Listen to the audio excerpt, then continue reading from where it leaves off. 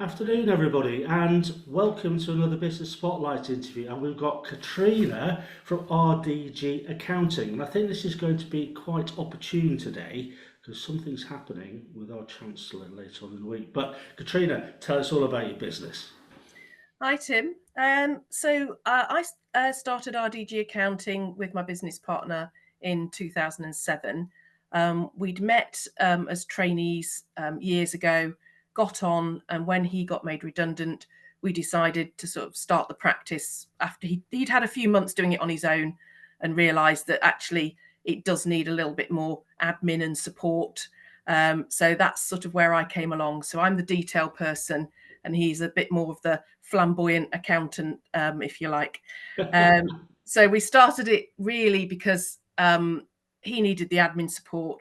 The other interesting thing about my business partner, Russell, is that he's also registered blind. So since about the age of 21, he's not had really very good eyesight at all. And it's gradually going down sort of, so, he may lose his eyesight completely. So that meant he wanted to run a business, but needed that extra support. So what we've done is sort of set this business up, and we work very closely together. The benefit is that all our clients get both of us when we go to meetings. And so they get a different sort of approach to accounting. Russell's background is completely accounting based. I didn't stay in accountancy after doing my training. I went into industry, worked in the retail sector. I've worked for a big national charity, worked in manufacturing. So I've got quite a breadth of business experience, which allows me to help support my clients as well, with a bit of extra coaching and stuff, which they don't always get if they go to a pure accountancy firm. So we started that business working from home, juggling it around my 3 children, and have gradually sort of grown that. And now we bought 2 practices along the way and absorbed staff, got rid of staff, and eventually we've landed in Derby, and we've got 6 staff that are in the UK, including ourselves. And we've also got 2 staff that are outsourced and work in Mumbai. And I think we've got about 250 clients at the moment. Well, a fantastic story. I mean, that is different, isn't it? I mean, it's sort of with Roger's eyesight, I'm not calling it disability, it can be actually a bonus. As we've just said, it's actually a Yeah. bonus to get two Yeah. Yeah. Well, the clients experts. do. They sort of, we come as a bit of a double act. We're a bit like Phil and Kirsty. Yeah, that's absolutely fantastic. So, accountancy, everybody goes, oh, whatever. What's changed over the last 5 years ago that you've actually seen in the industry? Digitalization, I think, is the biggest change. I mean, Russell and I, when we started doing accountancy, we were big ledgers, big sheets of paper, adding machines, and the computers were just coming in. Since then, I think the use of software, because it's become mandatory, but that has been the biggest change in terms of doing the job. And it also frees accountants up from just being number crunchers to actually having numbers and data there available to interpret and use with the client. So we can get a lot more involved in the advice side of things. And if they keep really good books, you can see stuff much quicker. I think that's really helped us, especially with clients with changes that are coming in terms of national insurance and staffing. If we've got software with up-to-date numbers on it, we can help them see what the differences are going to be when those changes come in as well, which can be really helpful for them. Absolutely. I mean, sort of numbers don't lie, and if you have visibility, so what you're actually saying there, now we have more and more visibility for business owners. Yes, definitely. I mean, one of the things we advocate a lot with our clients is cash flow. A lot of clients don't ever bother setting up a cash flow. I couldn't run my business without one. It's something that I think is very important to a business. A bit of background on that is my parents had their own business. And when I was 14, that business went into liquidation because of lack of money. We lost the house. I remember selling the washing machine to pay for food. So that had a really big impact on me. And when I actually didn't want to start my own business, it was like the last thing I wanted to do, in some ways. But I think I got to the point where I realized that if I wanted to do things my own way and make a difference, I had to do it with, in a business, and I'm not doing it on my own because I've got a business partner, and that helps us support each other to make that, process a lot easier. I know a lot of my clients, where they're in business on their own, do lack that shoulder to sort of lean on and talk to when they're not sure where to go with something. So I think it really, really helps having a business partner. But cash flow was the thing that I was very adamant that I needed to understand. If we're going to take on staff, if we're going to expand the business, have we got the money to do it? It's not just about the profit. It's actually, have you got the funds? Because if you can run out of the money, well, that's it. You've not got a business. Yeah, absolutely. That's great advice. I mean, sort of run out of cash, you're in the morgue, whereas profit, okay, fine, you can get round, and turnover's vanity anyway, as we Yeah. always say. So, Yeah. no, that's a really, really valuable piece of advice. So you fell into it. You didn't actually think to yourself, I'm going to set up a business. Yeah, I didn't. I was working for a national charity at the time, trying to fit what hours I could do around having young children, and they were moving offices, and I couldn't do the school run around them, basically.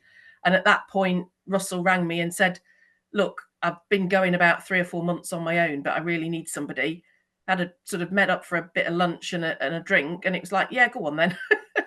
So I'm a bit of a I tend to sort of let life happen. I do make plans. I'm quite organised and disciplined, but equally, if an opportunity comes along, I tend to think, well, it's happened for a reason, so I'll go for it.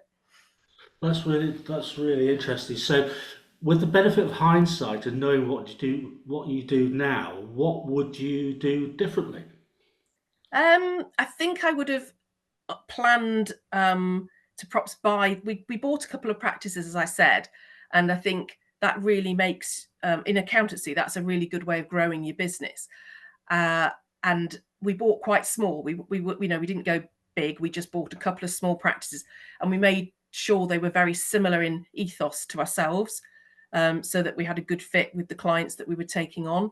And I think it would have been good for us to probably do that maybe another couple of times. And I suppose we had a couple of instances where I think business issues took over and took us away from the plan for the business as a whole, which I think happens to a lot of business owners. We had problems with a landlord and premises, which meant we had to sort of make sure we'd got somewhere for the business to operate from, that caused us a bit of distraction. And obviously we all had COVID as well. Yeah. So I think certain things have happened that perhaps took us off plan, but equally I think now we feel that it's growing quite quite rapidly now. And we've sort of had it bigger, we've gone a bit smaller, and now we're growing again. Brilliant, absolutely fantastic. So, what are the main challenge? What do you see as the main challenges for your business moving forward? I think our biggest challenge is probably how to embrace AI. It's something that we're actually quite positive about. We're already using it a little bit. I know quite a few practices are using it as well. And I think it's understanding how to use it in the best way, to make sure that it's reliable, and it's not going to distract from the level of service that you offer. One of our real key mantras is that we want to offer really good customer service. A lot of accountants are much more about making a big profit, charging big fees. And whilst we like to make a profit, we really like to look after people, because myself and Russell both had parents that had their own businesses, and really understand how important it is that I want my clients to come and ask me a question, not feel, well, if I ask and ring up, I'm going to get a bill. One of the things we did from the very start was throw out timesheets. We did try them once, because we got convinced we needed them, but it lasted about 2 months and we went no. So we don't do timesheets. We bill a job for what it's worth. We want to be able to give our clients support, not just go, well, you've been on the phone for half an hour, here's a bill. No, that's a fantastic share. Thanks for that. So, we've got the spring statement coming up. Yeah. What are your feelings about that? It's a bit hard to say because they've been so woolly about it. I think it's like lots of little things dropped about, we may do this, we may do that. I doubt very much anything on the national insurance front is going to change. I think it's more going to be about benefits and things that I think will make them more popular, perhaps. But I don't think we're going to get any key changes to any of the business taxes and things. We've certainly not heard any rumours, which is what we normally do. It's been very quiet, I think. Most of my clients, I've got pubs, hairdressers, beauticians. They're the ones that are really worried about the national insurance changes and what effect that's going to have. We've done quite a bit of work with them, and I think we feel as a business that our clients, it's going to be October, November when they suddenly realise what an impact it's going to have, because that's when some of them will have used up their allowances, that at the minute they're being cushioned with this big sort of allowance at the front end. But once that's run out, then they'll see the effect of that on their business. So I think it's going to be quite a slow process before we actually start to see the reaction. I mean, it's saying that, we have got a client that went into liquidation in January, probably from a build-up of other things, not just the things going on with this government. But I do think there are a lot of clients that are thinking of downsizing and getting rid of staff, and just trying to manage things in a different way. I think that's again really interesting and sound share and learnings there. And I think what it comes down to as well, what you mentioned about, is the planning of cash flow. Yeah.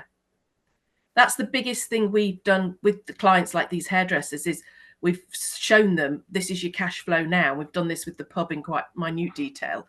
This is, it's all right having this employer's allowance for a while, but once that's gone, you've got to have a sustainable business model that can support those business, employment rates at the rate they're going to be.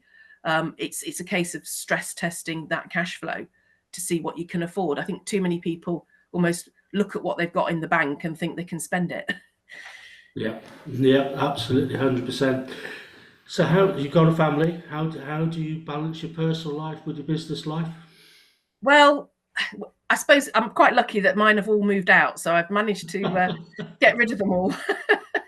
So I've literally just moved house out downsized into a smaller property with no children, so it's great. But I think equally, children always need you. But as I was sort of bringing them up, I mean, me and my husband, he has his own business, so we just sort of shared the responsibility really, and tried to sort of have jobs where we could work from home a little bit. And obviously, COVID helped everybody get used to that working from home mentality. But generally speaking, I've always worked I worked full time, as an employee for a number of years, not in accountancy at all. And we had the children were at nursery, but that stage is like a lot of parents. Everything I earned went on nursery fees, but it kept me sane. So, and once I sort of got this opportunity to start with, I worked from home. As this took off and I ended up moving back into an office, my husband's, I helped him set his business up, and he was working from home for himself, because it was his own business. So we've sort of managed to juggle it, and just support the children when they need it. And I've always been quite strict at trying not to work at weekends. Like I said earlier, I'm sort of famous in my business for being ridiculously well organized. So any snippet of time I get, I'll be doing something else, multitasking, fitting something in. So I sort of get told off for being the person that will email somebody literally within 5 minutes of getting an email. I'm just very disciplined, and I always do everything as quick as possible. But I've always done that all my life, so I'm not going to change now.